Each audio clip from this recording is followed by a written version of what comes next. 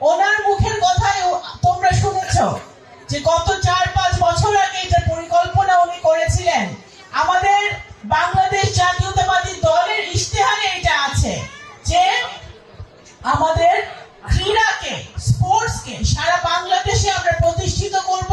আমাদের প্রতিভা যেখানে যেখানে লুকিয়ে আছে, ছড়িয়ে আছে, তাদেরকে তুলে এনে তাদেরকে সঠিক প্রশিক্ষণের মধ্য দিয়ে বিকশিত করে তাদেরকে একজন ক্রীড়াবিদ হিসেবে গড়ে তোলার কাজ মাননীয় প্রধানমন্ত্রী কিন্তু হাতে নিয়েছেন।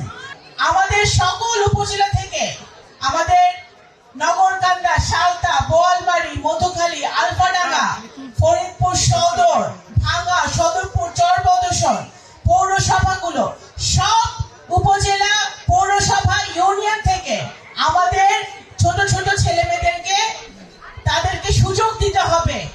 এই ক্রীড়া স্পোর্টসে, নতুন করে স্পোর্টসে যেন তারা পার্টিসিপেট করতে পারে, সেই সুযোগটা কিন্তু অভিভাবকদের করে দিতে হবে, শিক্ষকদের করে দিতে হবে।